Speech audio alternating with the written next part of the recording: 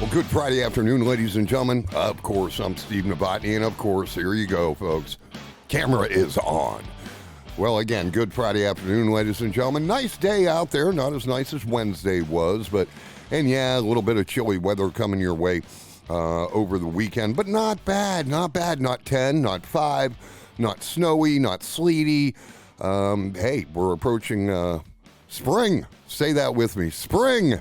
We're approaching spring, and that's the best news of all. We're doing something special today, ladies and gentlemen. Anybody who reads LEDE frequently saw my morning story about today's podcast. The title of the story was a podcast on the life of Colby Brown.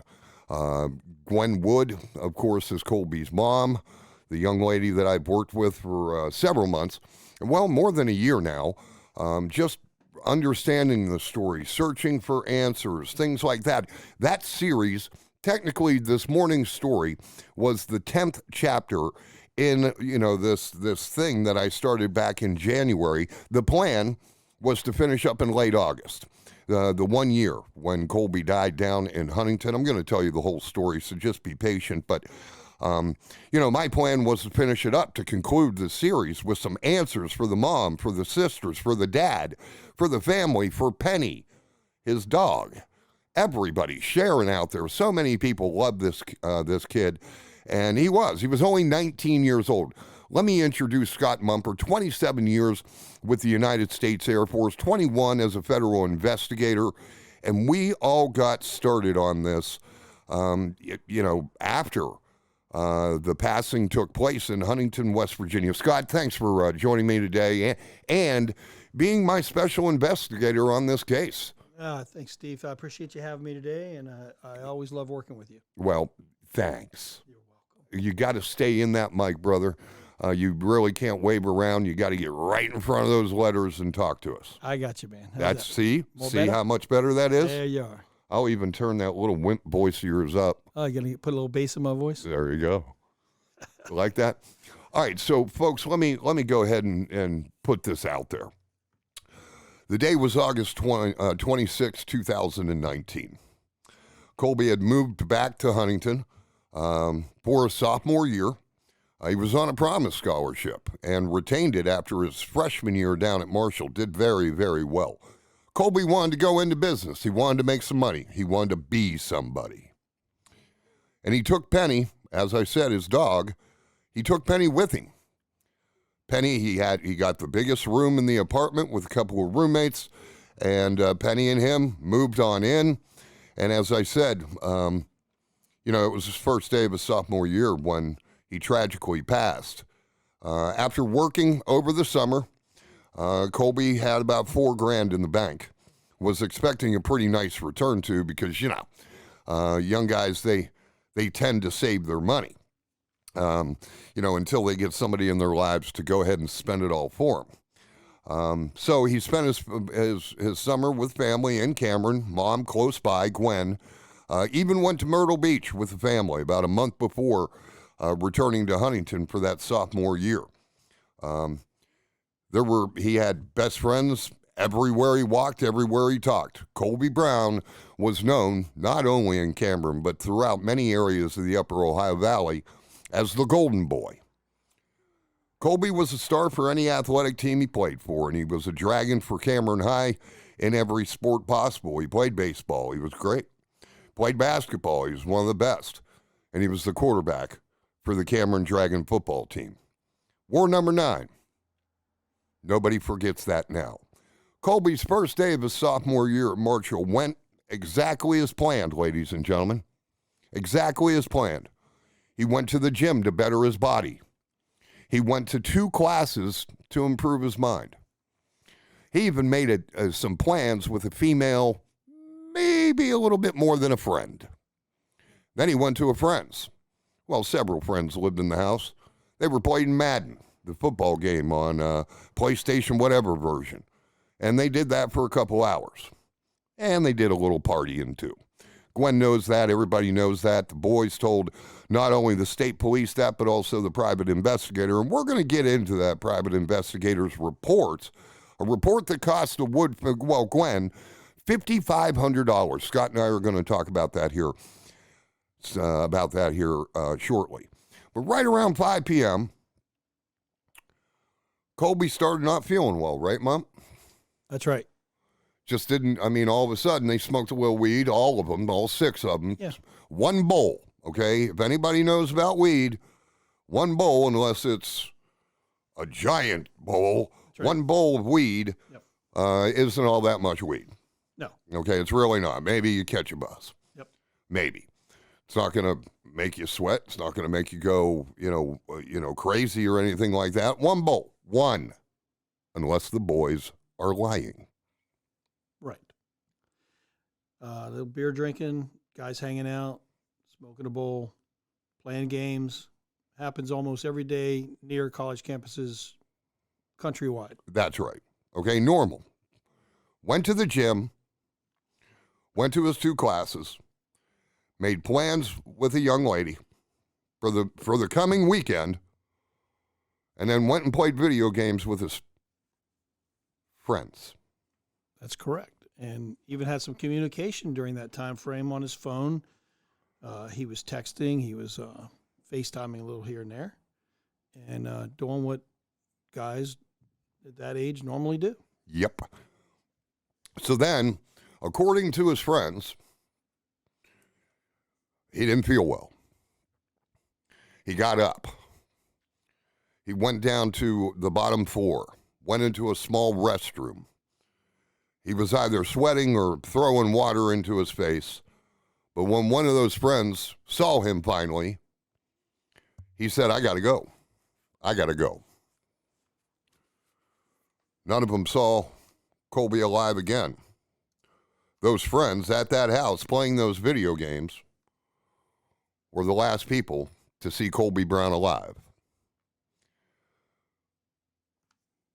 I-70 was a couple miles, or I-64 was a couple miles away. Colby had left, there wasn't a real specific time, but Colby had left, and all of a sudden his phone was turned off. The location system was turned off. So there's no data on that location or what he did between then and when the first call came into Cabell County 911. Somehow, some way, Colby Brown was lying flat on his back on Interstate 64 eastbound. When the first young lady who stopped her car went out to try to speak with him, according to what she said, she told authorities, the private investigator, Gwen, so on and so forth, Colby was still alive. But then Colby passed away. 109 feet above Colby was an overpass, a bridge, 109 feet. Somehow, even though the rails on that bridge reached 5 feet high, 6'2" Colby had fallen over to his death. And that just doesn't add up, ladies and gentlemen. That just has never made sense to me, to Scott Mumper, to Colby's mom, to the sisters, Darby, Shelby, the entire family. It's never made any sense. Now, of course, unfortunately, when we really started getting into this, and I had asked Scott for his help, because again, 27 years, United States Air Force, 21 as a federal investigator. And folks, I'm not going to ask him to go into any detail about his accomplishments or anything, because that'll take up our whole 2 hours. That's a compliment to Scott. That's not me being detrimental. He just accomplished that much. Then all of a sudden, pandemic. We had a plan. We had dates. We were going to the scene. We were going to the area so we could wrap our heads around this. Gwen's been there time and time again. She's been great with describing the distance, the houses, the people, the people involved. But it's hard in our situation. I'm going to let Scott speak to this. It's hard in our situation to only look at files, to only look at a private investigator's report, to only go on what other people have reported, whether it's the right thing to report or they were wrong. So we wanted to wrap our heads around that, Mump. Why don't you explain why? Well, when you called me, Steve, and you talked to me about this case, I was very interested in it because also we really want our answers. Yep. I think, my entire career was to prove or disprove an allegation.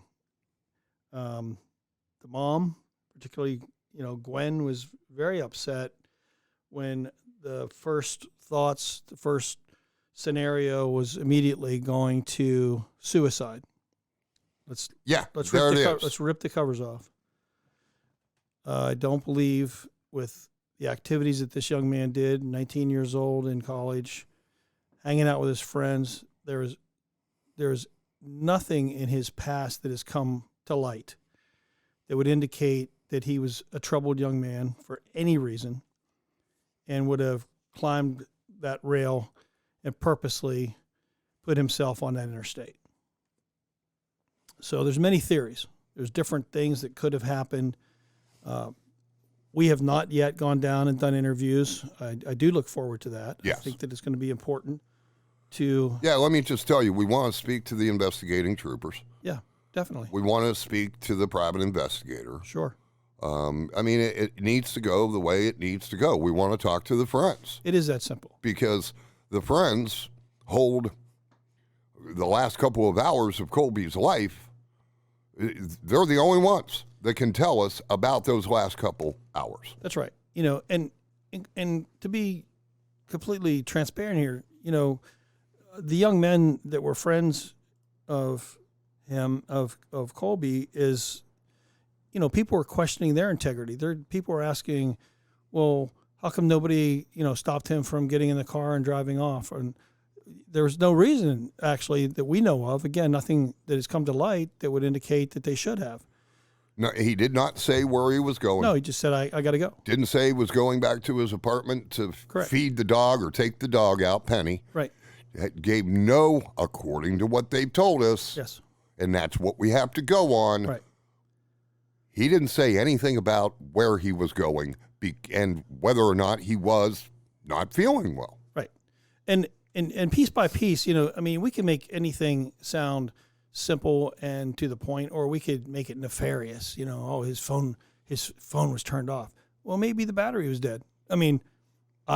My phone dies. I've got, friends that, they forget their charger at their friend's house for a whole 2 weeks, for example. And that's what I just did here recently. But yeah, but my point is that, we don't know those answers, but it's a big puzzle that we just have to take piece by piece and put it together. And we just want cooperation and honesty, and we can just sit and talk and find out, and yes, the state police did an investigation of sorts. Gwen went ahead and hired a private investigator to try to ferret out more information, and he wrote a report, which we'll talk about. Yep. I'm not here to slam anybody's work or lack thereof, but there's questions that need to be answered. There's a lot of questions. One, why that bridge? Well, okay, let's go back. After going to class, going to the gym, going to 2 classes, making a date with a female interest, and going to playing video games on his very first day of his sophomore year after a very successful freshman year and summer. Okay, why in the world did Colby Brown end up dead? Okay, and again, we want to talk to his friends, because the private investigator, I don't know how many technically he talked to, and about the private investigator, and I'll just tell you, his name is John P. Casey, investigator. He is a private investigator down in the Huntington area and a former state trooper for the state of West Virginia. So if John happens to listen to this, sir, thank you for your service to our great state. You guys are the top of the line, and I have all the respect in the whole wide world for members of all levels of law enforcement. You can, if you want to start asking about Steve Novotney and Scott Mumper, go ahead. That's one of the first things that'll come out of somebody's mouth. Part of the problem, though, is not only has Gwen found out that those interviews conducted in this report, for this report, she's been told that those interviews were not recorded.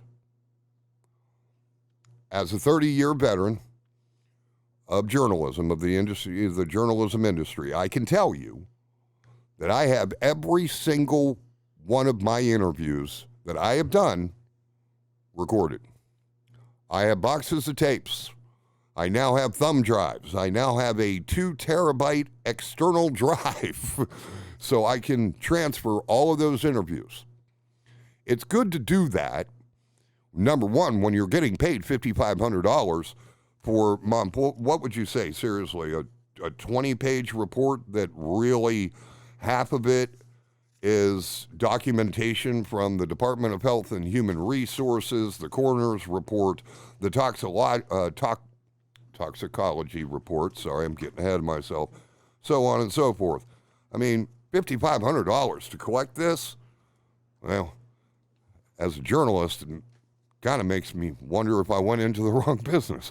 Well, that's probably, to be quite frank, it's probably a reasonable price for an investigator. It is. With that experience, I mean, he was a state trooper long enough to retire. No, there's no question. That's great service to West Virginia. I don't have any question about the charge for it. And he had to do multiple interviews. He had to do some traveling. I probably used some consultants in this case. I believe he did. But why don't you record the interviews? Well, I don't know that. And I know that Gwen has requested from the company, Allegheny Highlands Group, she's apparently has requested any recordings, and she was told, you said recently, that they did not record. Right. And that's fine. But she then asked for the notes that were taken during the interview. And I can't imagine any investigator just asking questions and not recording it in some fashion, whether they write it down or they audio record it. You never want to misquote somebody. No. You can always go back to that and listen to it. Again, I'm not questioning how they do their business, but I do hope that they get back with her and provide whatever documents that they have so that we can review it. Yeah. It would be important. And that private investigator report, ladies and gentlemen, I'll just read the beginning. It says, report of investigation, date of report, October 23rd, 2019. So that's a couple months after the passing. It is by John P. Casey, investigator, in reference to Colby Brown. Date of death, August 26, 2019. Under a section entitled Action Taken, it reads, and it's right here, just in case you're wondering why I'm looking down so much. There's the report. On September 11, 2019, the undersigned met with Gwen Wood and Amy Hill regarding the opening of an investigation into the circumstances leading to the death of Wood's son.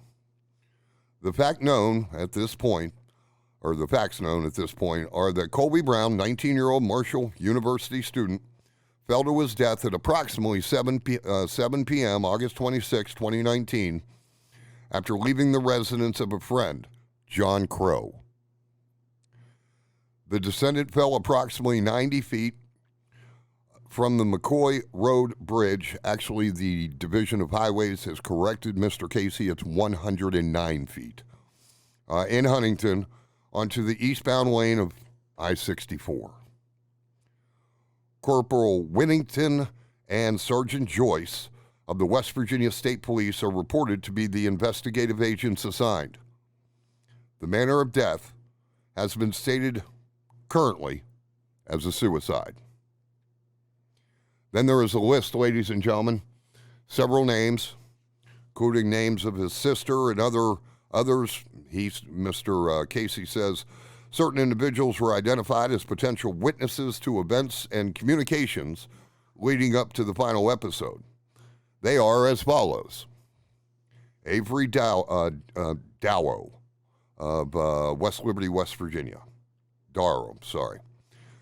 Darby Brown, Colby's sister. Jonathan Crow, a friend of Colby's. I'm filling in the blanks here.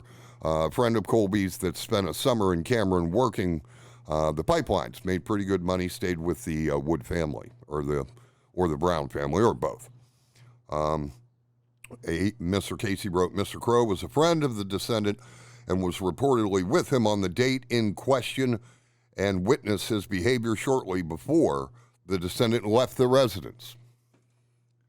The next name on the list is Caitlin Arms. She witnessed the descendant falling from the bridge. She was with him at the scene until EMS arrived. Ryan Clutter. Mr. Clutter was a close friend from Huntington. Well, his address is listed as such here. I understand that he is actually a native of Cameron. Mr. Clutter was a close friend of the descendant and his roommate and had communication with him the day of. Page 2, Colby Clutter. Same situation, brothers. Mr. Clutter is the twin brother of Ryan, friend of the descendant, had contact with him the day prior to the event. Parker D'Antonio. Mr. D'Antonio was a roommate of the descendant, lives in the house with the Clutters. Nolan Pierce, friend of the descendant and a frequent workout partner. Rice Rogers. Mr. Rogers is a roommate to Jonathan Crow and was present at the Crow residence on the date in question. Aiden Yates. Mr. Yates is a roommate of Crow and was present at the residence on the date in question. Corey Purdue. Mr. Purdue is also a Crow roommate and was present at the residence on the date in question. Tyler Roush, friend of the descendant, and allegedly present at Crow's residence on the date in question. John Gripe, friend of Tyler Roush and allegedly present at Crow's residence on the date of. All those people, all the names that I just read, Scott, of the people who were at the residence or allegedly at the residence when Colby, according to them, suddenly didn't feel well, those are folks that we really would like to speak to. Yes. Yeah, we'd like to talk to him, kind of relive the day. He had a friend that he was working out with at the gym. I'm sure they were talking about things that they were, planning to do. Certainly some of these guys that were there to play the games over at Mr. Crow's residence, I'd love to talk to them and find out, what they recall. I'm sure it's a day that's burned in their brain forever, so I'm not too concerned about the memory, about their memory. And again, it just might be a part of the puzzle that they might remember something and that they could discuss with us, and maybe we could find out what was going on, the frame of mind. Steve, it could be everything. It could have been the fact that he said he wasn't feeling well, and when he left, I got to go, and maybe he was feeling ill and pulled over on that bridge and maybe leaned against something and went over. We don't know. Look, what I believe, based on my training and experience, and believe me, I've been to cases of suicide, of murder-suicide, of accidental falling. I've seen it all. I've sat in on autopsies. I'm very aware of what can happen. And the bottom line is, Gwen Wood deserves answers. And I think if we go down and have an honest conversation with these guys, that they'll be more than willing to help us. I would think so. I just hope there is more that they can tell us. And again, when I asked Gwen recently in preparation for this special podcast, Gwen had told me she doesn't know if Mr. Casey actually interviewed all the friends that were reportedly there and allegedly there. So, but I do have a lot of phone numbers for a lot of them. I'm more than willing to reach out, explain to them, hey, Listen, my relationship with Gwen Wood goes back a long time. Did you know Gwen Wood was a 10-time tough woman champion here in Wheeling? Yeah, the MMA type stuff, right? Yeah. Yeah. Well, it was boxing. Boxing, yeah. When Gwen was in her prime. Yeah. And I happened to be a reporter for a cub reporter with the Wheeling newspapers. Got to know Gwen that long ago, before the kids. Of course. And, one day, and we were friends, always friends on Facebook and stuff like that. And one day, I just, I heard about Colby. And, maybe it's a mistake I make, but when I'm not especially close, and Gwen and I are friends, but not like we are now. But I just was like, oh, man, what a tragedy. And all you heard was suicide. And you're like, 19, the world by the you-know-whats. Yeah. But again, mental health is very, it's a crisis in this country. So you just never know. True. So I'm talking to Gwen, and she's like, Steve, you have to believe me. There's absolutely no way. Right. And over the course of the last year, I have discovered just how close that family truly is. Okay? There was not a secret. If there was a secret, then No. it would surprise me. No, look, I went down with you, and we met with Gwen and her daughters, Colby's sisters, and they were close. What a close family. There was nothing that the siblings didn't know the other one was doing. Right. And like I said, what I respect is the transparency of the family. I mean, they're not afraid to say the baby's ugly. Okay, so the kid smoked dope that night. So what? Right. It's not the end of the world. But it's an important piece, because even in his autopsy, it showed three different types of THC in his system. Sure. And That's called a pothead. Yeah, and by the way, boys and girls, the dope of today, the smoke of today, is not what you were smoking in the 70s. So or 80s or 90s. Yeah, I mean, look, there's stuff that gets added. There's it's grown differently. The strain is different than what might have people had in the 60s and 70s. So those are all important questions too. I mean, he was definitely, at least according to witness reports, we haven't talked to them ourselves, that he was not feeling well. Right. And that probably precipitated him wanting to leave and go home. We assume he was going home. Perhaps they assumed. Yes. But there was time in between when the 911 call came and when he departed that house. Yeah, there was enough concern from the group that they decided to start making phone calls and getting in their cars and driving around. Where's Colby? Which is kind of interesting in itself. Right. All right, we'll go ahead and take our break, ladies and gentlemen. Scott Mumper, 27-year veteran of the United States Air Force, 21 years as a federal investigator. Scott has been working with me, with this for a long time, more than a year now. We'll continue looking at the private investigator report by Mr. Casey. At 4 o'clock, Gwen Wood herself will join us, and then we're going to wrap it up during the final segment of the show. So we'll be back in just a few minutes. Hang with us. Thank you so much for joining us on Facebook Live right now. Just stay there. We'll be back in just a few minutes. I'm Steve Novotney. It is Steve Novotney Lives on LEDE News.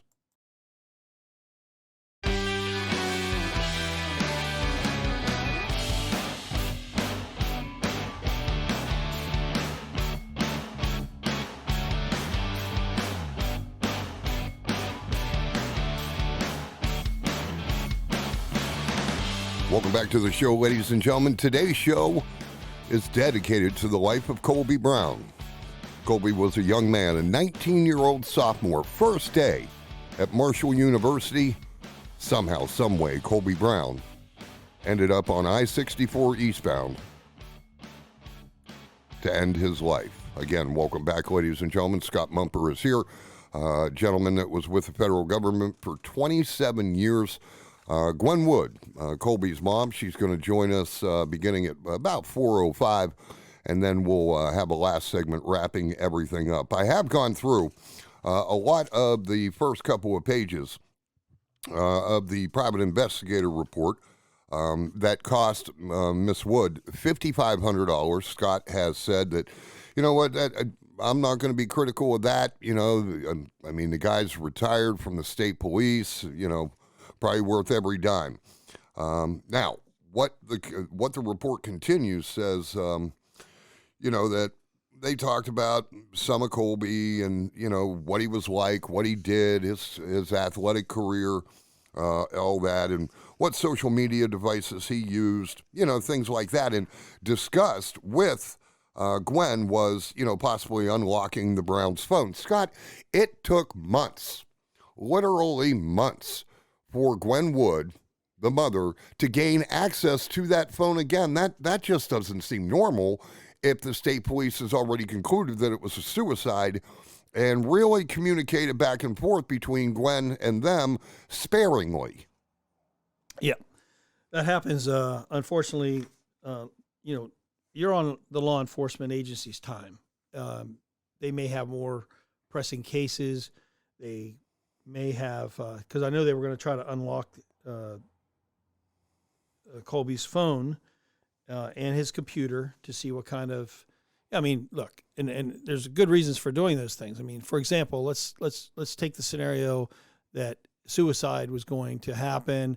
People will sometimes have a draft suicide note in their computer or in their phone. They might be texting something. And by the way, there's no evidence of that whatsoever.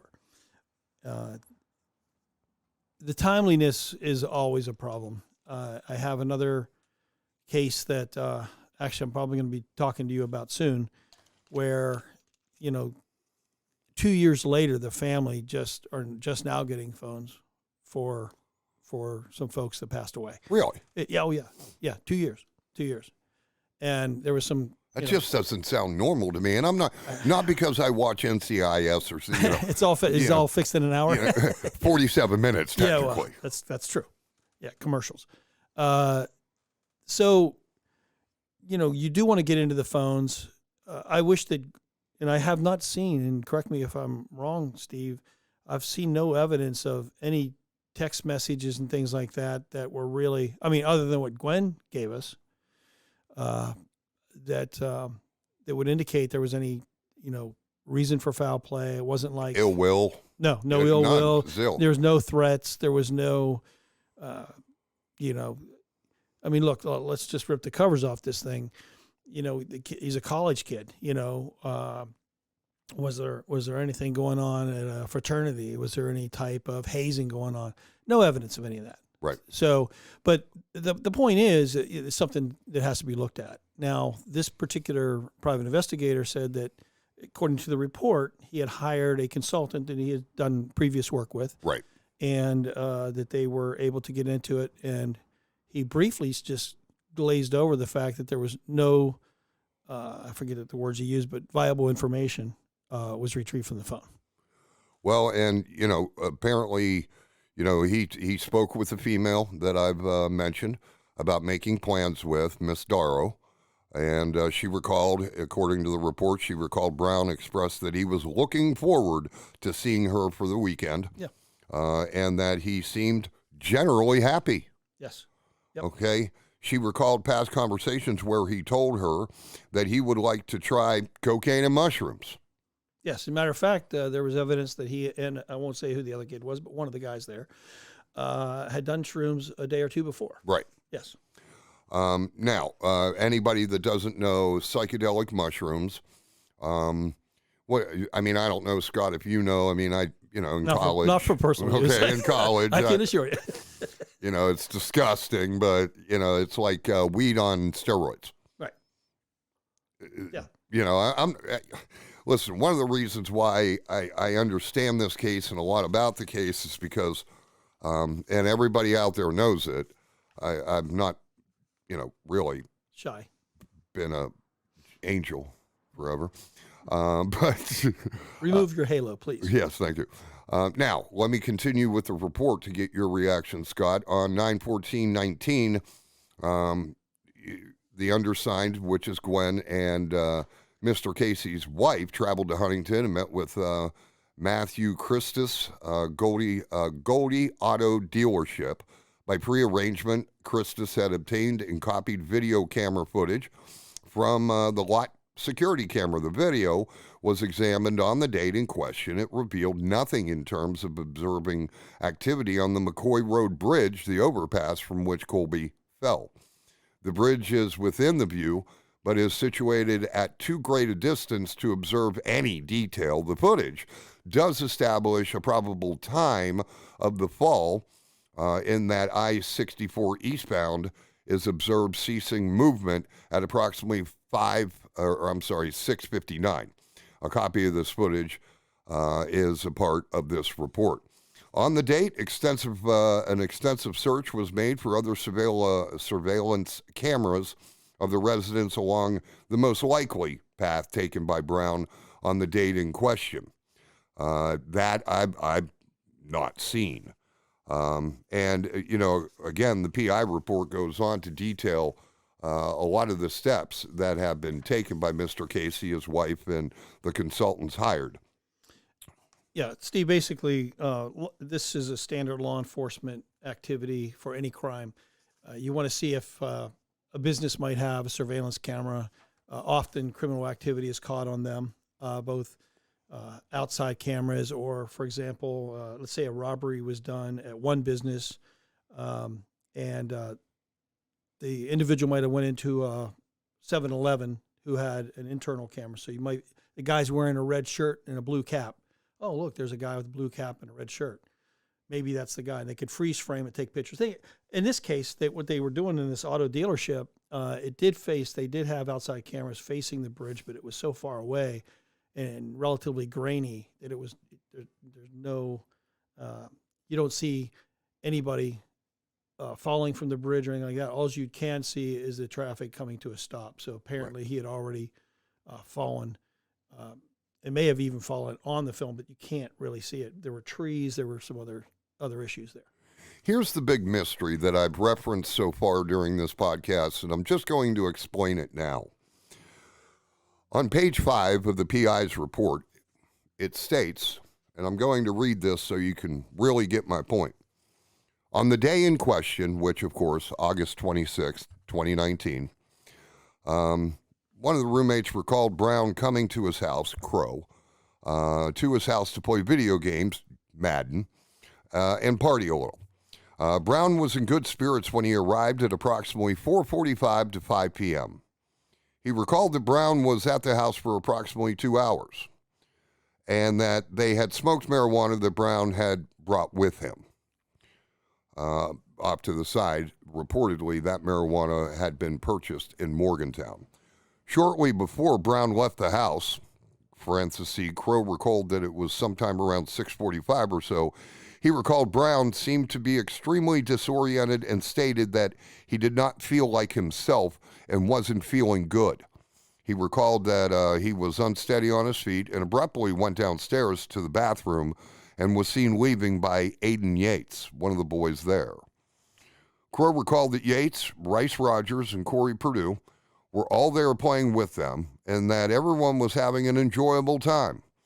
He also recalled that Brown had been on Snapchat with Avery Darrow while he was at the house, the young lady with whom he made plans, and at one point turned his phone off so that he could party and play Madden with them.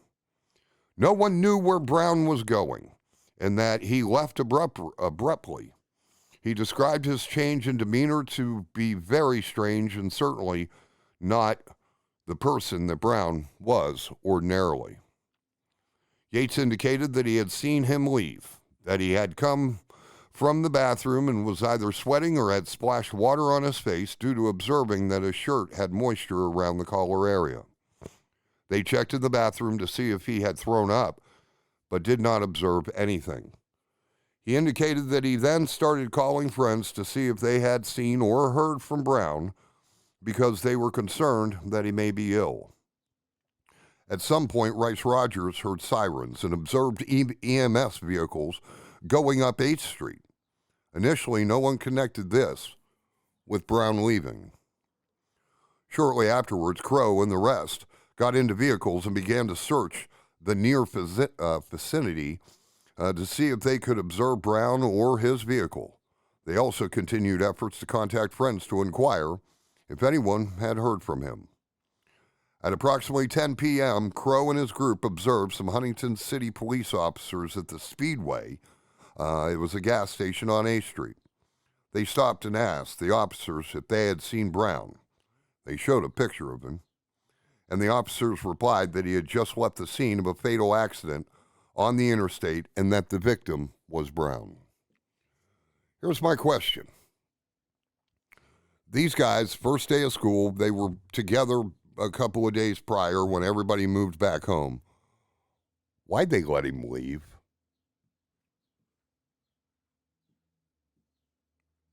That's a good question. But if I'm at your house, there's only certain guys that can answer that, and that's the gentlemen that were there. That's correct. That's right. Yeah. If I'm at your house and all of a sudden I just don't feel well, and I'm speculating, folks, don't mistake this as factual information. I'm speculating, just using me and Scott as an example, having the relationship we have that he and reportedly John Crow had. Sure. If all of a sudden I'm like, Mom, I'm not feeling well, I'm getting out of here. Let's say I was able to drive. I'm getting out of here. My face is wet. I got moisture around my collar. You letting me leave? You're not going to leave my house. But it would be no different than us doing this show right now. And at 5 o'clock, we wrap it up. And I'm like, man, I just don't feel good. Cold sweats, or I go up and use the restrooms. You see that I splash water on my face. You're going to show some concern. You'll be saying, let me have somebody come get you, or whatever it might be. But again, we're talking about 19 and 20-year-olds, and we know how they all know best for themselves. Right. And nobody wants to be told what to do. So, I mean, there's a very good reason that they may not have intervened. I am curious that it was at some point they became concerned. And I guess, like, one of my questions is, what prompted the new concern? Did they try to reach him and he wasn't answering his phone? See, these are simple things we just don't have knowledge of, Steve. Right. It's like these are the things that I wish were either recorded or annotated. And that's why I look forward to the opportunity to talk to these guys. And they can say, hey, Scott, the bottom line was, we had called after he was gone for, I don't know, Steve, 15 minutes, half hour. I don't know what the distance yet till we go down there. I don't know what the distance is from Mr. Crow's house to the McCoy Bridge. Yeah, exactly. And how close is that in proximity to Colby's apartment?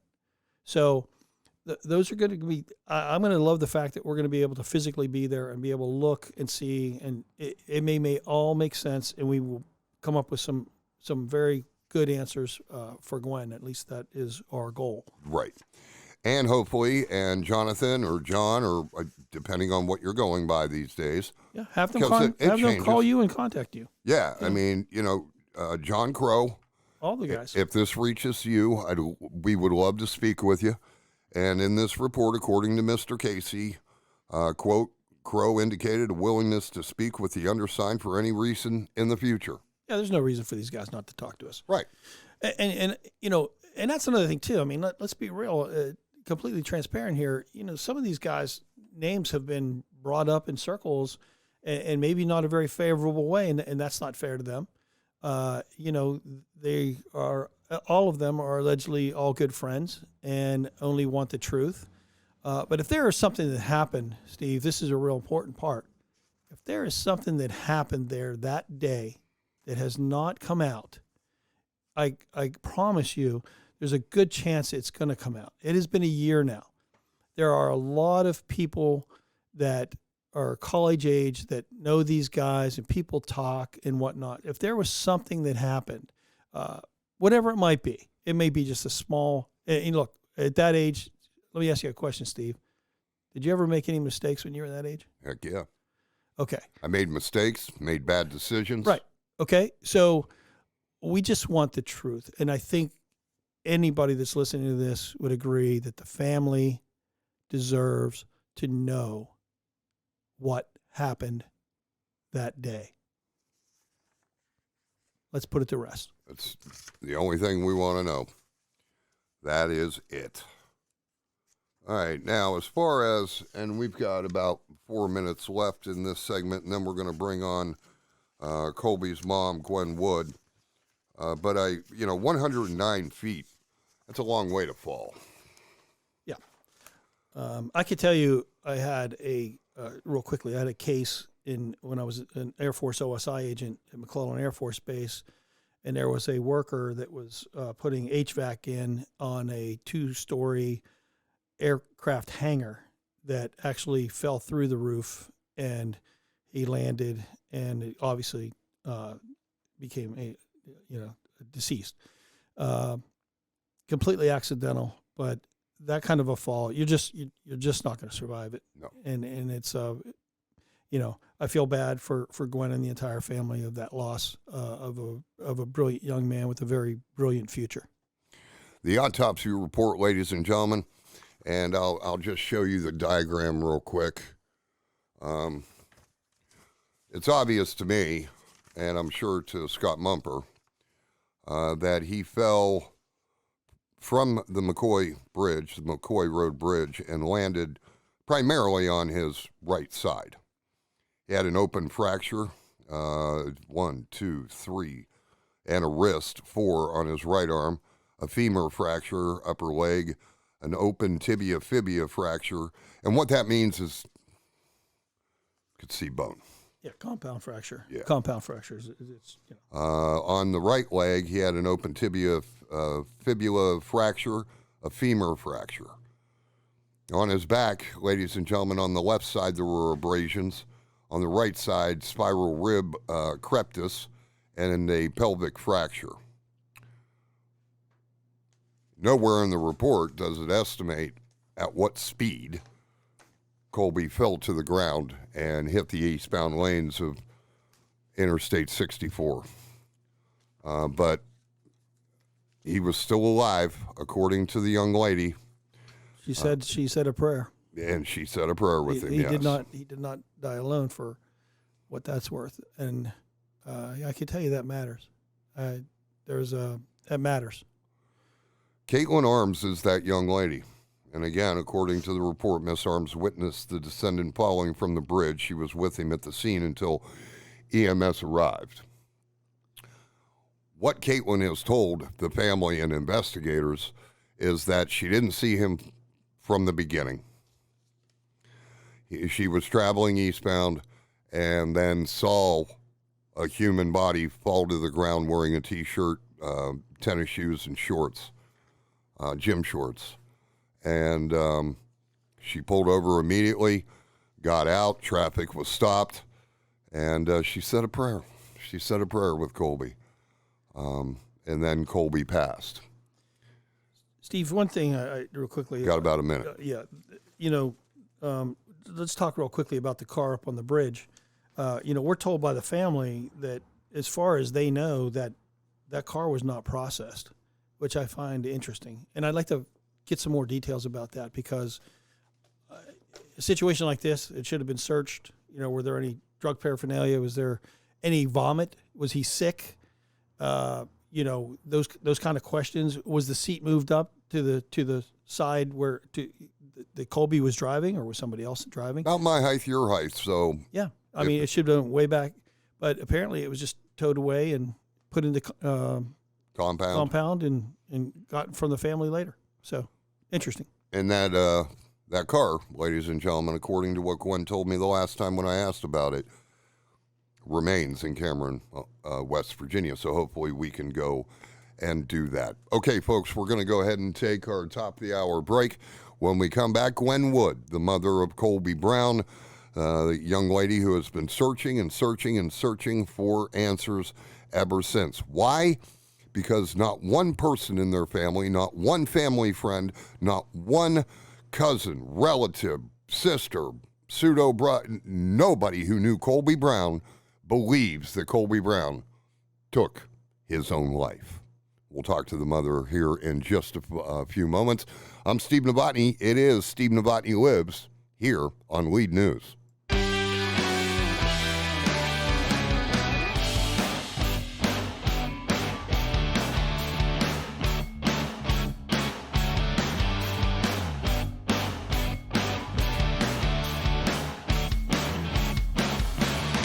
Welcome back to the show, ladies and gentlemen. Of course, I'm Steve Novotney. Today, we have dedicated the show to a young man who passed away at the age of 19 on his first day of his sophomore year at Marshall University. Scott, I remind the listeners of that all the time because, you know, think about it. You went to college, right? I did. And that first day of school, wasn't it sort of a ruckus kind of day when you were, making yourself familiar with everybody else on campus? Sure. Exciting times. You get to check out your friends and your professors, and you're looking forward to it. You're looking forward to the time you're going to spend. Well, and plus, and I'll just say this, it was, whether I was at school in Texas or at school up at West Lib or wherever, you wanted to see your friends. For instance, when I went to West Liberty, I had a lot of friends that were from Steubenville, Mingo Junction, Wellsburg, Follansbee. And, unless you played baseball against them in the summer, you didn't see them until that first day of school. Right. I mean, look, that's the big deal right now because of the pandemic. All these kids that are doing online classes, they are missing the quote unquote college experience. Everybody wants to have that college experience. It's a very social thing. And Colby was no different. No, not at all. Not at all. Let's go ahead and go to the phones. Colby's mom, Gwen Wood, a friend of mine, is on the line. Gwen, how are you, my friend? I'm hanging in there, Steve. All right, very cool. And, thank you for letting me know when I reported the injuries and all the fractures. The coroner's report does have those injuries taking place on Colby's right side, but instead it was on his left side. So for whatever reason, that autopsy report was, technically wrong, but it still reflected the injuries that Colby had suffered on that day. Now, Gwen, I hope we're doing justice by you, by your family, your daughters, your husband, everybody. And, I just want, you told me one time, and you go ahead and explain this to Scott. You told me one time that every single time we do a story, whether like the last one was on the fact that you bought the memorial for Highland Cemetery up in Cameron, we wrote that story, and wow, you heard from 3-4 new people out of the blue. You have been contacted by a lot of people after these stories have come out. Tell Scott, tell the audience about those contacts and what those people have told you. Well, yeah, for each one of the stories, I have had several people contact me, and I can't thank you enough for everything you've done. But usually after the stories, I'll have a few people message me just to give me a little bit of information, or maybe they don't want involved in their name in it, but they give me a little more details, or that something that I should be questioning this, and that they feel something else happened also that's not being told. Right. Now, Gwen, also you've heard of anonymous tips. You've heard people from the FBI have chimed in. You've heard that people somehow saw Colby on that bridge. Tell us about those stories and whether or not those stories have ever been proven. Well, I had one guy contact me that went to drive across the bridge shortly after it happened. Gwen, make sure you're speaking directly into that phone, okay? I know that you kind of get very, not humble, but your demeanor changes when you speak about this and your voice drops. So let's go ahead and make sure that everybody can hear you very clearly, okay? Okay. There you are. The one guy had messaged me that drove up there and arrived around the same time as the Huntington police officer did, that let me know there was another vehicle there, and, which way his car was facing, because I was told the opposite way. It was actually facing back towards Huntington, and it was across the middle line, and there was another car parked at the end of the bridge and a couple on the bridge that just walked away as the police pulled in, according to him. And that guy had asked him what happened. He said they thought someone had just jumped. Why weren't those people questioned?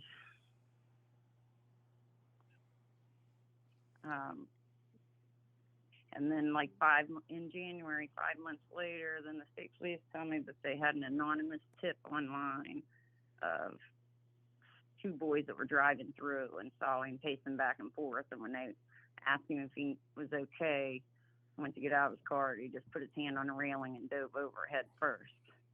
But they won't let us, we can't have their names. They won't talk to us and tell us that in person. I mean, that's just,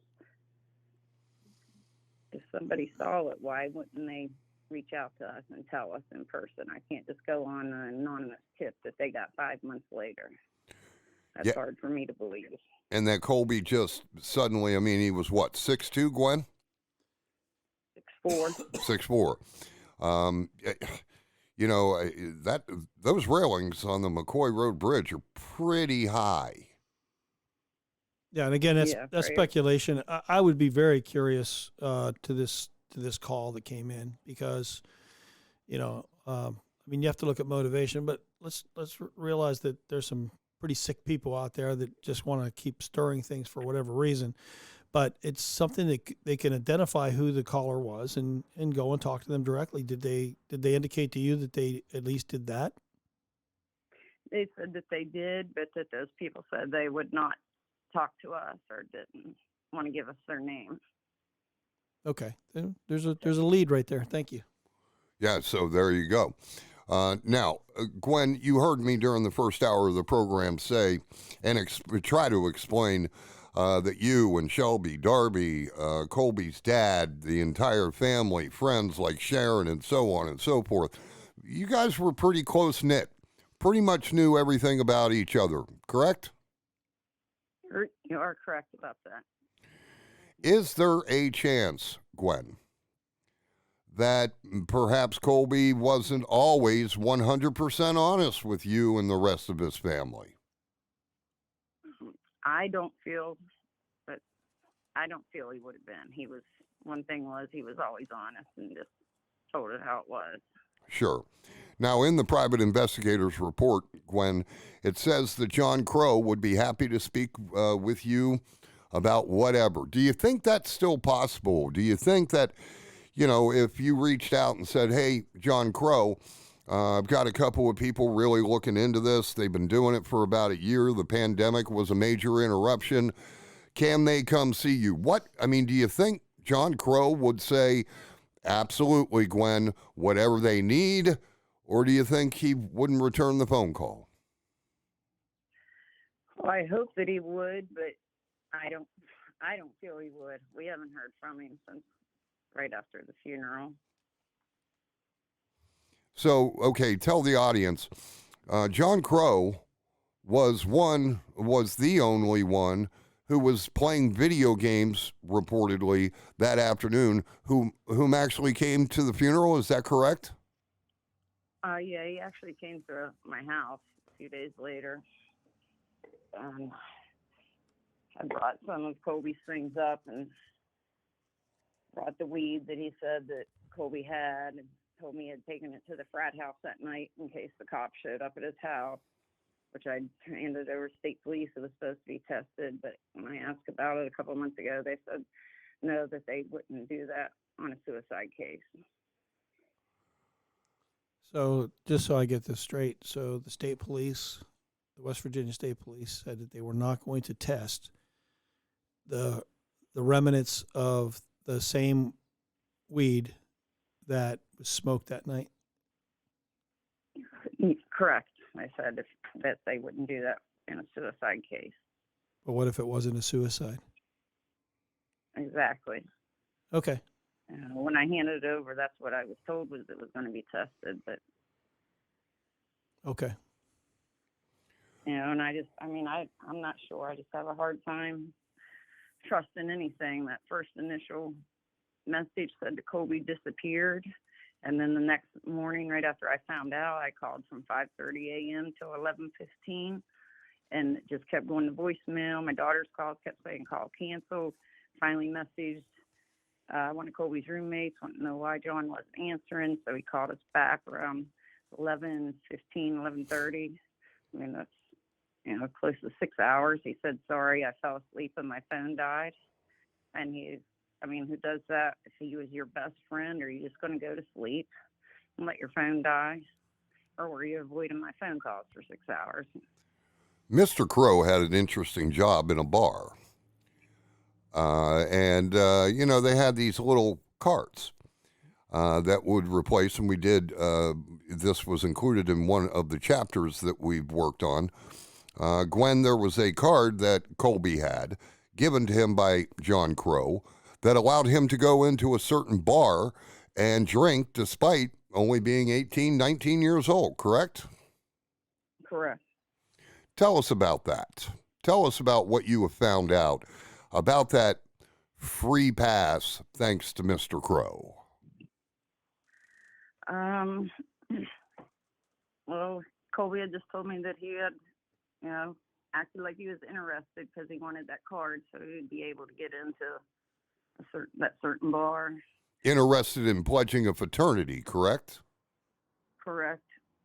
And I found he had 2 of them in his wallet, actually. One, the one was a blank one. So I'm not sure how exactly he got those. But Gwen, was there any evidence that that Colby was thinking about joining the fraternity? not that I've been able to find. I mean, I found several emails, where they were trying to get him to, and like some of his messages to friends just saying that the fraternities were a big thing and they were really wanting to join one, and he just wished they weren't so big about the fraternities. And Yeah. he had told us that he had no interest in joining one. Okay. I mean, Actually, he said, I'm not going to pay for my friends or pay to have friends. Yeah. I mean, different philosophies about it. Both fraternities and sororities, and that can be part of the college life. I was just wondering if these are good questions to ask the fellas down there in Huntington. Is, hey, did he express any interest in becoming a fraternity brother, and if so, was there any type of hazing or ritual? I mean, they're going to be, I think, a little bit closed-mouthed about that, but hopefully they'll be honest and let us know if that was something he was going to truly pursue. Yes, I agree. I mean, I've reached out to the different boys that were with him, and still nothing. John Crow's the only one that talked to us there right after it happened, and he was messaging my daughter all the time for a while at the beginning, but we haven't heard from him. And none of the other boys, we haven't heard not one word from them. Yeah, and once again, I mean, it's not our intention to disparage Mr. Crow or any of these young men, but we do want answers, and we do want an opportunity to ask them some questions, and hopefully they're going to be forthright and honor this friendship that they had with Colby, and exactly. Hopefully you guys you guys will get the answers that you're seeking. Yeah, I would just like to hear what the other boys had to say also, because, I've only heard one. I haven't been able to get any statements, so I'm just going on, I'd like to know what those other boys saw or what they recall happened. Yeah. Because, according to the report, it says, in the police report and the one from John Casey and the one from John Crow, that Colby just was playing PlayStation and dropped his controller and said, I don't know what's wrong with me. And then it says that his mouth was moving, but no words were coming out. It was like he wasn't able to talk, and something took over his body. Gwen, was there any evidence that, Steve said that for all the information we received, that all of the guys were smoking the same marijuana. Is that correct? What's in the report, what we were told by John Crow, was that they all but the one boy were smoking. They had one bowl pack that he took 1 or 2 hits of it, that they all, the 5 of them, 6 of them shared one bowl. And there's, according to the story also, Mr. Crow and your son did do mushrooms 2 days before. Is that correct? John had said that they had done them on Thursday, and then I had found out from another one of his friends down there that they did them also on Saturday. And from what I was told, Thursday was the first time Colby had tried them. And John said that he had stayed with him, and they just did a little bit. But Gwen, Nothing comes. Gwen, do you know in what form they did the mushrooms?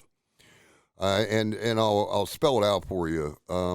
Did they just eat the psychedelic mushrooms as mushrooms? Were they made into a tea, or were they made into, an edible of some sorts using the mushrooms oil? That I don't know for sure. I just was told that someone seen them eating them Saturday night. Okay. And the fact that it doesn't show up on the toxicology report, it would have, Yeah, right? Did they test for it? And they said that they did. I had 2 tests done. They said they tested for it. Now, whether it would have showed up or not, I'm not sure, because I believe one person told me like it only stays in your system for 13 or so hours. So I'm not sure if it would show up or not. Mushrooms stay in your system. As far as a narcotic is concerned, everybody knows marijuana hangs out for a while. Cocaine is usually out between 24 and 36 hours, the same with crack. I have no clue about heroin or fentanyl, but I know mushrooms don't hang out as long as marijuana, but it's not quick to exit like a cocaine or a crack cocaine. So the mushrooms, Gwen, would have showed up on the report if the consumption actually did take place. They tested for it. If they tested for it. Well, I was told that they did, but and then they did the second test on it, and was to test for the synthetic marijuana and for all the other drugs, and they told me that it would have show up, or that they were testing for it, and it all come back negative. Negative for spice? Yes. Okay.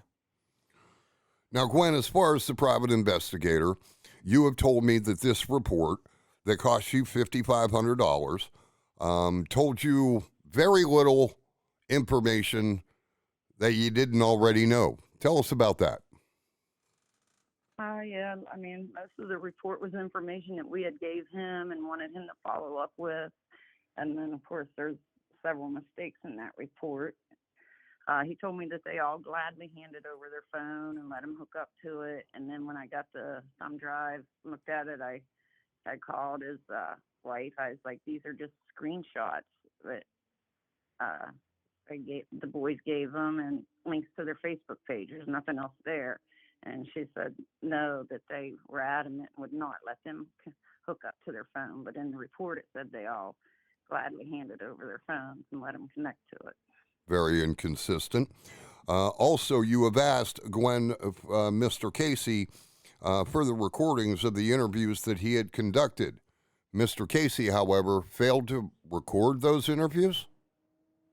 Yeah, he told me that they had agreed not to record them when he got there to talk to the boys. And Who agreed not to record them? him and the boys, and that wasn't what he did. He didn't do that, that he was, trying to keep on he didn't want to do that to him. Well, I guess my question is this,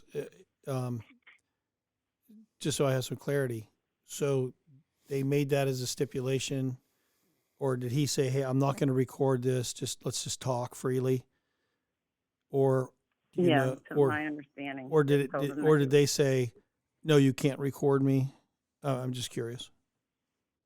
He was just told me that he just thought he would be able to get more answers if he didn't record it, and he told them that he wasn't going to be recording the statements, which I don't even know if he talked to all the boys, because 2 of the boys that were supposedly there aren't even listed in the police report or in his report, he didn't even know that John Gripe, that I didn't find out about till days later. And then, he wasn't even listed there. And I said, what about him? And he's like, who? So he didn't even know anything about him, Okay.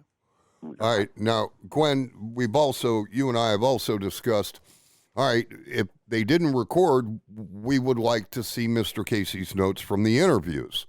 You, in turn, sent me a number of correspondence between you and the Casey couple that you have been requesting those notes for a while.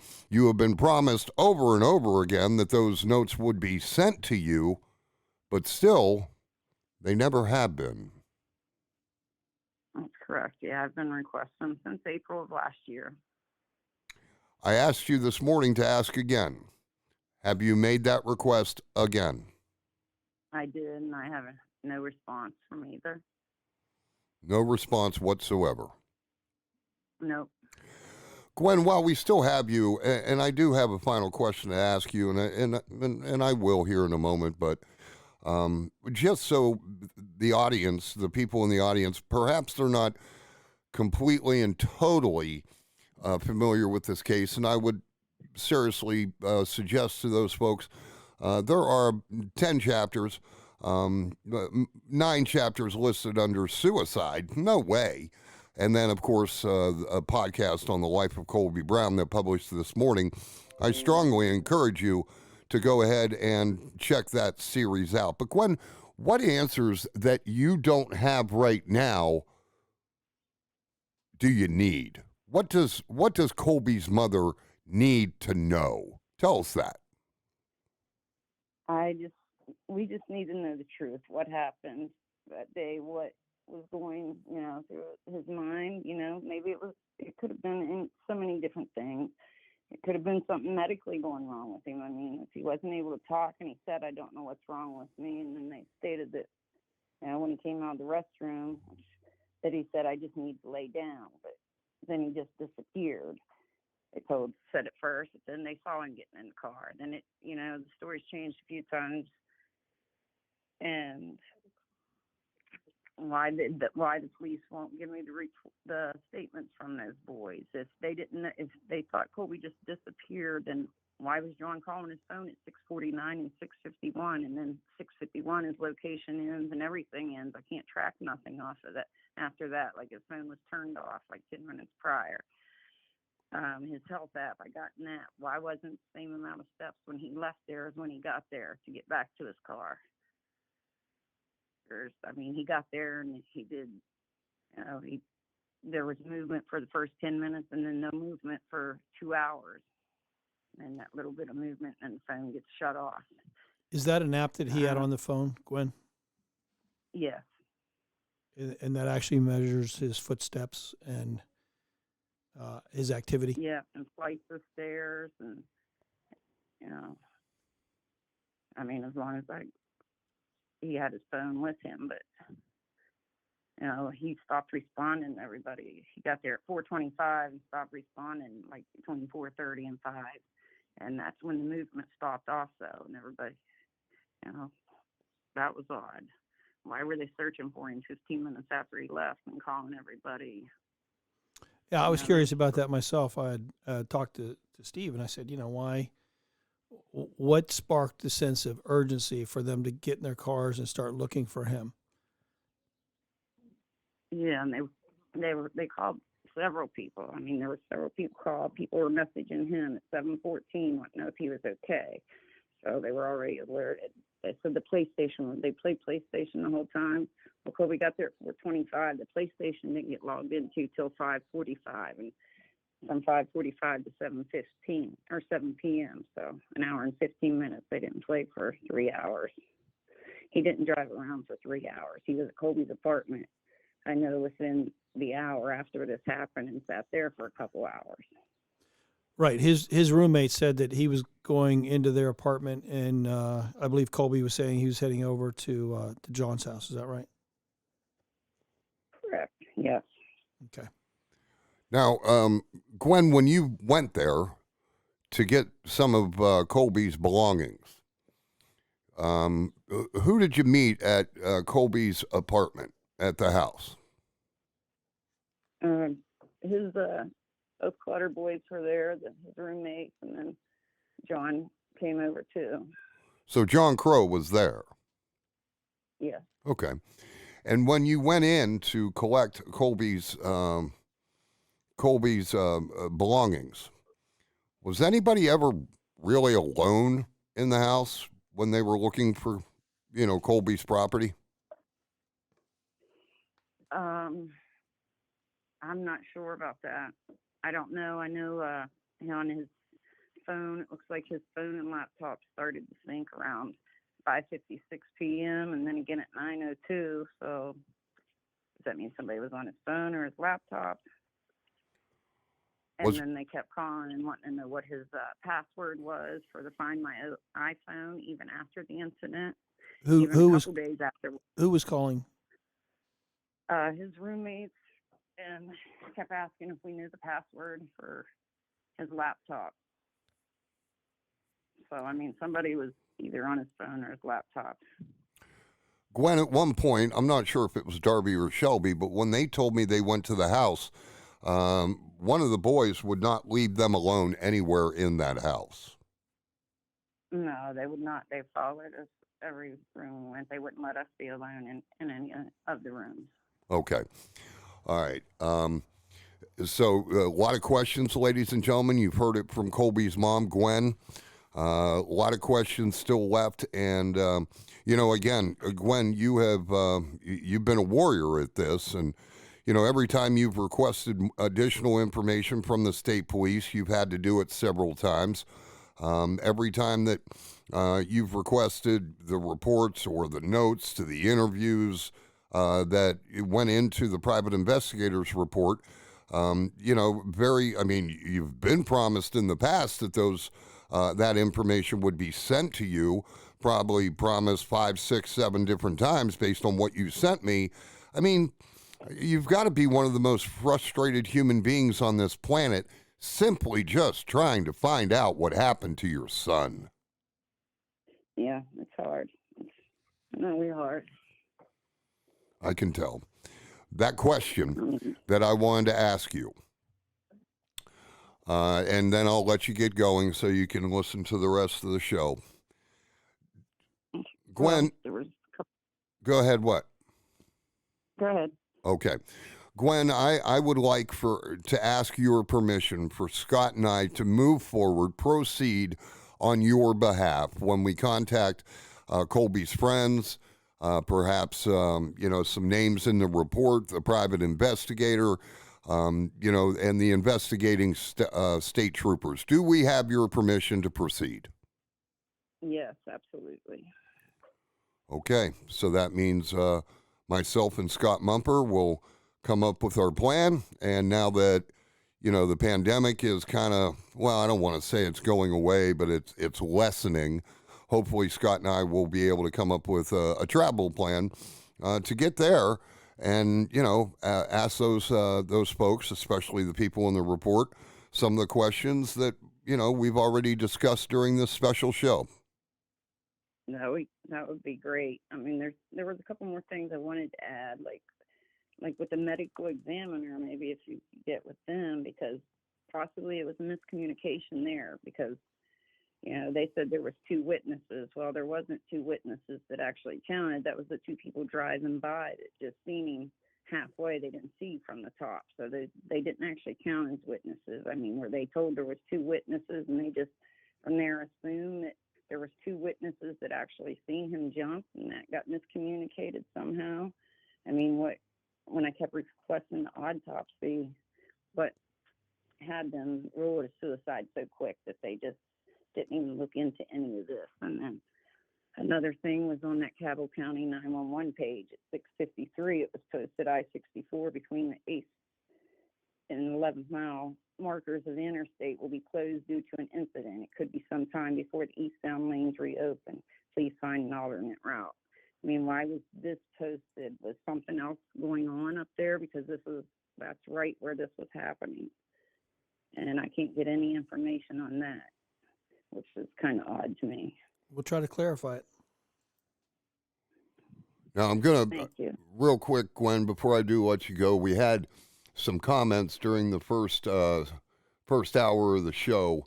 I'm just going to ask you if you know the name. Do you know the name Brad Wood? Yeah, that's my brother. Okay. Just want to clarify. Or my dad, but I think that's my brother that posted some things on there. Okay. Just want to make sure. And do we have your permission to reach out to Brad as well? Because he poses some interesting questions on that thread. Yes. Yes. You have my permission to reach out to anybody that you want. Okay. Gwen, I'll talk to you very, very soon. Thank you so much for joining us this afternoon. It's another step to take. When you told me every time we do something and work on something together that you hear from more people, I am hoping that this podcast is shared like you wouldn't believe, so more and more people can hear it, possibly react to it by contacting you and offering you some answers to the many questions that you still have. Yes, so everyone please share. Yes.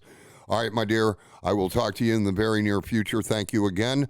The memorial is, the marker is coming, so any idea when that'll take place? It's probably going to be a couple more months. I know they went and measured last week for the footer. Okay. But the stone wasn't in yet. Okay. Not a problem. I'll talk to you soon, okay? All right. Thank you. And thank you, Scott. Look forward to working with you. Thank you. We'll go ahead and take the bottom of the hour break. We'll come back and conclude this 2-hour special podcast on the life of Colby Brown. Scott Mumper is here. Of course, I'm Steve Novotney. It is Steve Novotney Lives right here on LEDE News.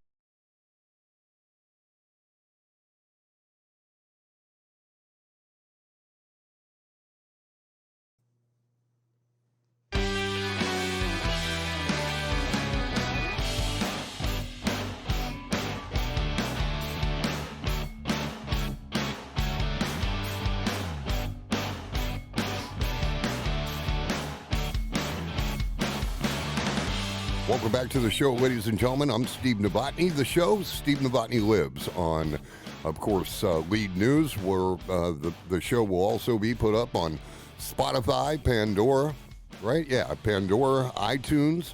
It's live on TuneIn, on iHeart. So make sure. It's Monday, Wednesday, Friday, 3 to 5 p.m., and I do believe we're going to do a lot of these kind of shows. I love having guests in. John Banco is going to be in every Wednesday. But when we really get to really dive into some of the work that I get to do these days, thankfully, we have a lot of interest. A lot of people were interested with the Colby Brown case, and that's why Scott Mumper, again, a lot of years as a federal investigator with the federal government, he's helping me with this, and I think we both have the gut feeling that this was not someone, a 19-year-old on his first day of his sophomore year, an honor student, a promised scholarship winner, would take his own life on that first day. No, I think of all things that it could be, suicide is at the bottom of the list. Yeah. So here's the conclusions reached by Mr. Casey. And I'm going to read it straight from the PI report. And then we'll finish out the show, as Scott likes to say, put a bow on it. Uh-oh. Big motorcycle going on outside. My Hells Angels just got here. Oh, did they get here? Is that your escort back to the ranch? That's right. There you go. All right, so Mr. Casey, again, John P. Casey, a retired state trooper, was hired by Gwen Wood, was paid $5,500 for the report. As Gwen just said, some things are correct.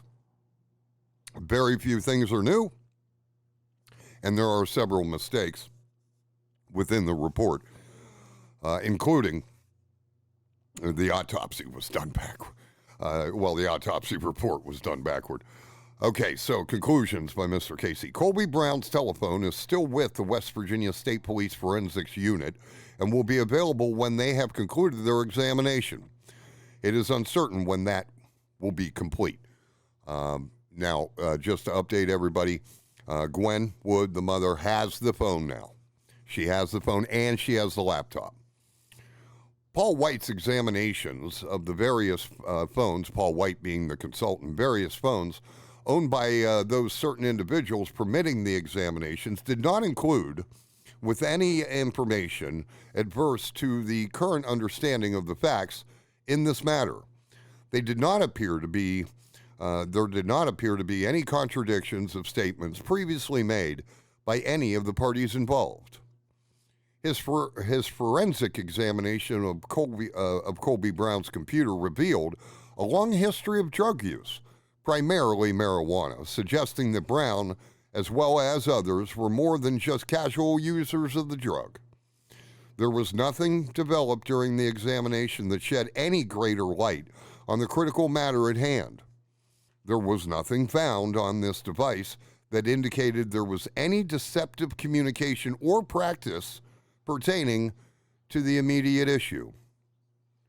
Concentrating only on the facts developed and known at this juncture, it is more than likely that Colby Brown experienced some type of psychotic event brought on by the ingestion of an excess of a very strong marijuana, causing him enough confusion and possible hallucinations so as to not be completely aware of his surroundings.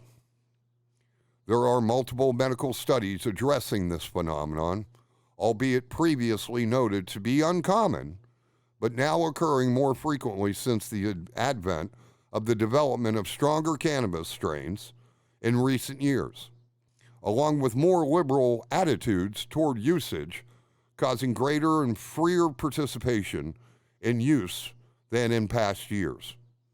Today's marijuana is quite often tens, if not hundreds times more potent in THC than marijuana used to be in the 1970s and 1980s. It is the opinion of the undersigned, based upon facts known as present, that Colby Brown's death was accidental. There was no evidence of suicide. There was no evidence of anyone conspiring to do him harm or killing him. Certainly no homicide. There is no evidence of any person attempting to cover up any circumstance about his death. Respectfully submitted, John P. Casey, investigator, Allegheny Highlands Group, LLC.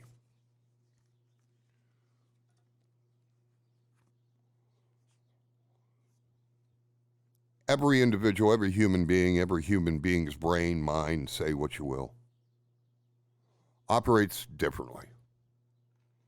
But according to the testimony, according to the boys, according to the private investigator, all the interviews, approximately 6 young men sat around the living room playing Madden, smoking 1 bowl of weed, all 6 of them, and that Colby reportedly took 2 hits.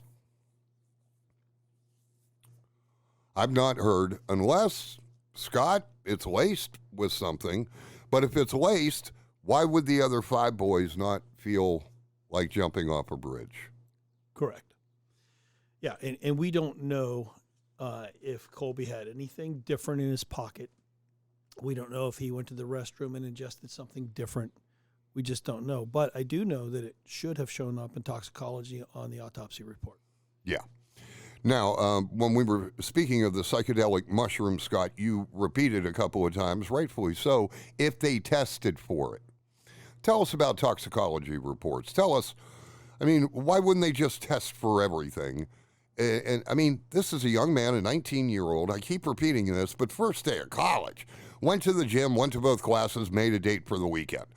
Why would you not test for more than marijuana? And who told him to test for marijuana in the first place? Well, in this case, they knew that marijuana was used, so that would make sense for them to test for marijuana.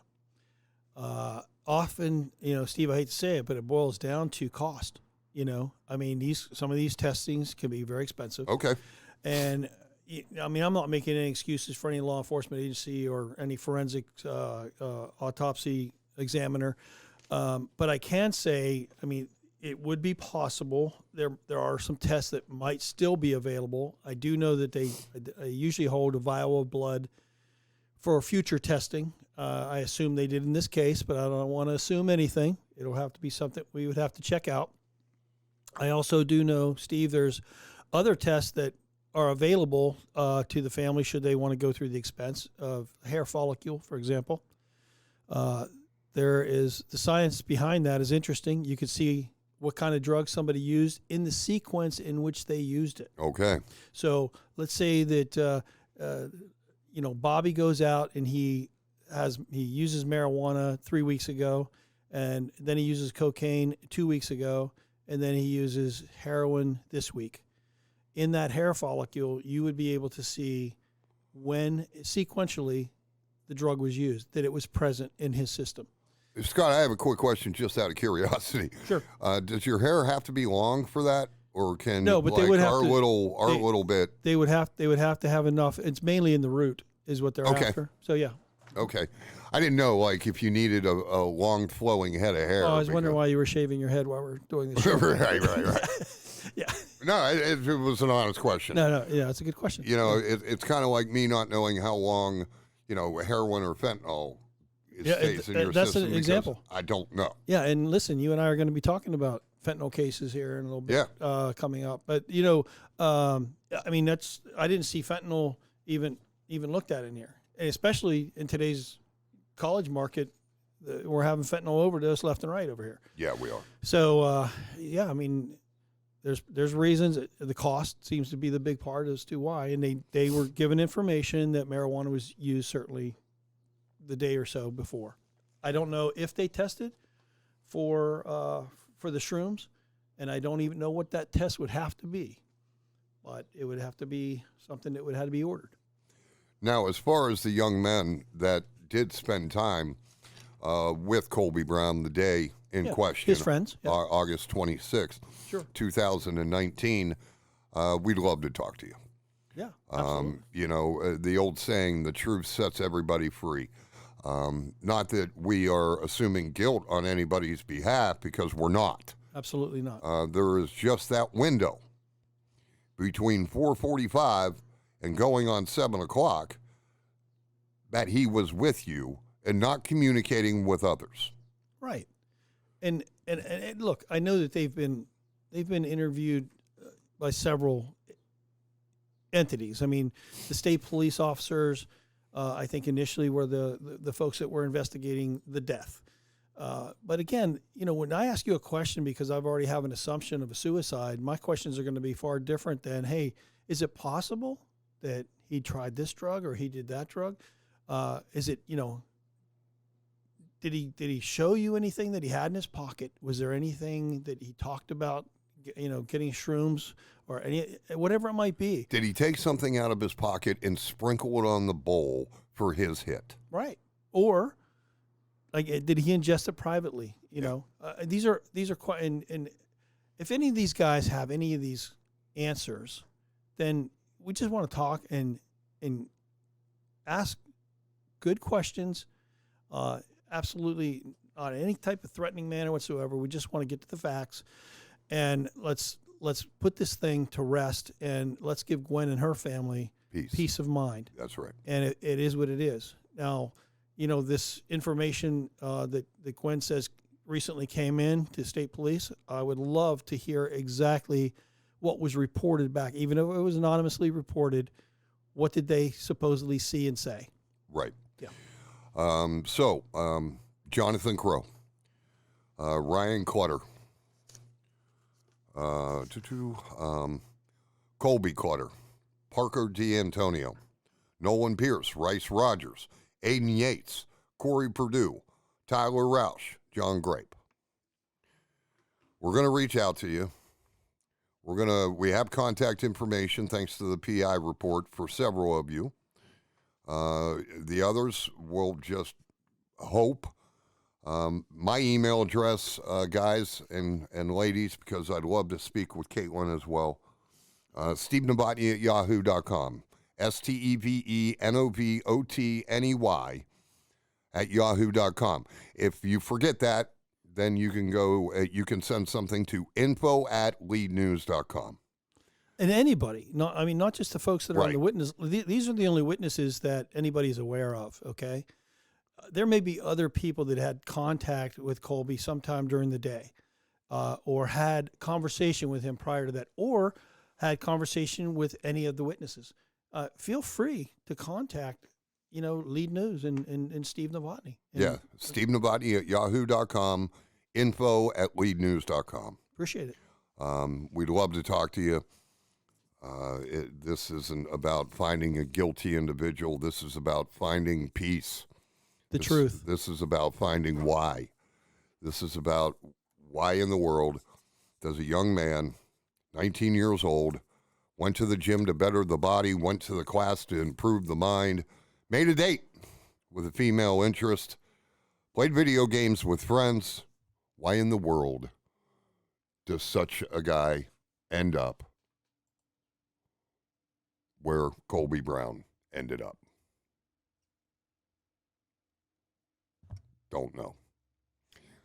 But ladies and gentlemen, that'll do it for us this Friday. I do appreciate everybody getting a hold of us. I appreciate the comments on the threads.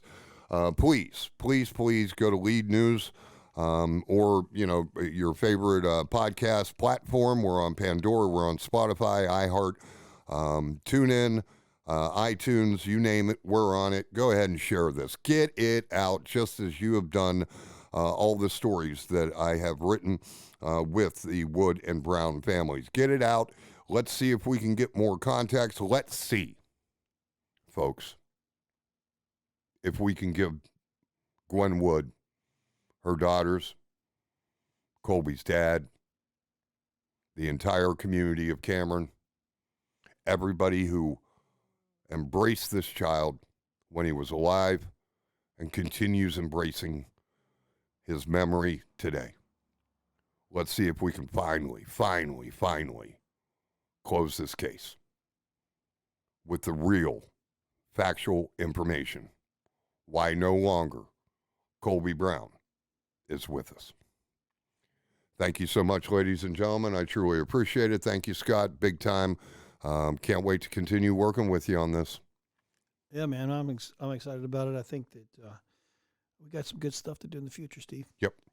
All right, that'll do it for us, ladies and gentlemen. Please, everybody, share. Love the people you're with. Give them all a hug tonight. I'm not being sappy or sentimental. I just mean that. Okay? I'll be back on the podcast, Steve Novotney Lives, Monday, 3 to 5 p.m. Until then, God bless you, folks. We'll talk again.